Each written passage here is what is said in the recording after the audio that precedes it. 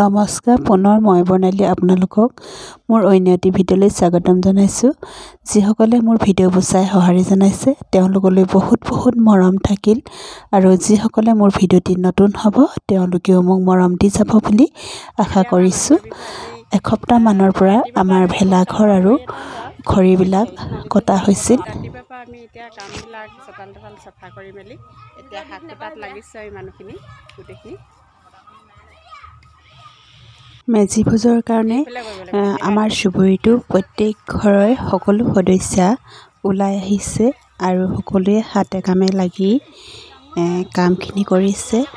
আৰু আমাৰ এই মেজি ঘৰ ভেলাঘৰটো মানে বনাই লোৱা হয় আৰু বনাই লৈ আমি 4 দিন আগৰ পৰা আমাৰ পোহনি হিচাপে আগবঢ়োৱা হয়। ভেলাঘৰটোত যিসকলে থাকে মানে গধূলিখিনি সময়ত আৰু বয়োজ্যেষ্ঠসকল আহে আৰু আমি প্ৰত্যেকে 2-3 ঘৰ মানুহে লগ লাগি পোহনি হিচাপে আগবঢ়াওঁ আৰু গধূলি সাঁজটো সকলোৱে মিলিজুলি তাতে খোৱা হয়। অলপ দেৰি ভেলাঘৰটো ৰখা হিচাপে থকা হয় আৰু পূৰ্ব নীতি অনুসৰি পোহনিবিলাক আগবঢ়োৱা হয়। আৰু আজি উৰুকা দিনাখনো প্ৰত্যেকৰ ঘৰৰ পৰাই হাঁহ দিয়াসকলে হাঁহ দিয়ে আৰু কুকুৰা মানে প্ৰত্যেকে মানে বছৰটোত ঘৰখন ভালে থাকিবৰ কাৰণে আৰু যিসকলে পূৰ্বৰ পৰাই মানে জীয় আগবঢ়াইছে তেওঁলোকে একোটি জীয়ৰ দিয়ে। যিসকলৰ মানে নিয়ম আছে আৰু তেওঁলোকে আৰু আমাৰ ইয়াত প্ৰায় 11 ঘৰমান মানুহে সেই নিয়ম পালন কৰে। প্ৰতি বছৰে একোটি জীয়ৰ দিয়ে। হাঁহ হওক বা কুকুৰাই হওক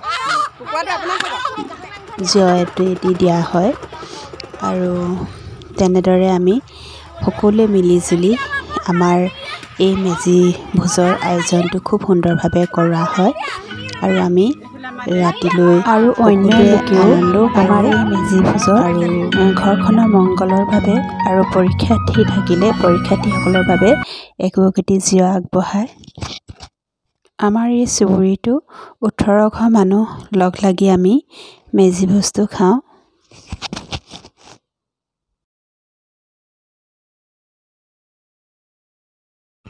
মাংস কাটোতে অলপ টাইম লাগে যিহেতু 11টাকৈ জীয় চাফ চিকুণ কৰি লওঁতেও অলপ টাইম লাগে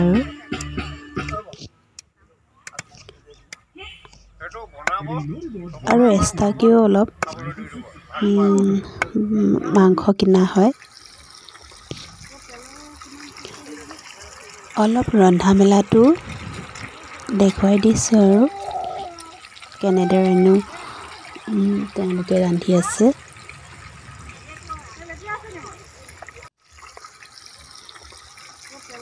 ইয়াত বাইদেৱে মাছ ভাজিছে আৰু ইয়াত বাইদেৱে হাঁহৰ মাংস বনাব আৰু সেইফালে কুকুৰা মাংস আৰু জলকীয়া ভাজি বনাব। যিসকলে জীয় আগবঢ়ায় তেওঁলোকে এই ভোজ খোৱাৰ আগতে সেৱা লোৱা হয়। নচা মেলা কৰা আনন্দৰ মুহূৰ্তখিনিও অকণমান দেখাইছোঁ আপোনালোকক।